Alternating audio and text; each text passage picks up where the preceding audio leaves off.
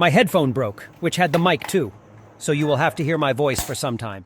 We will be doing this picture frame thingy transition from Sidemen today. I'm taking a TV, but you can take whatever you want. For the transition, I mean, let's take the TV and remove its screen through masking.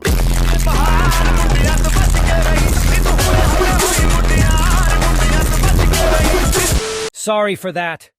That will happen again.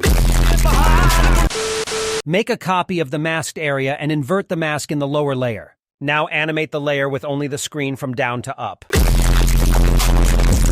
The only screen layer should be below the no screen layer, and then nest both the layers. I have placed them above the pre-transition clip and nested them. Now zoom in so much that you can't see the nested layer and then animate it back to the original size. Of course, making some necessary adjustments too.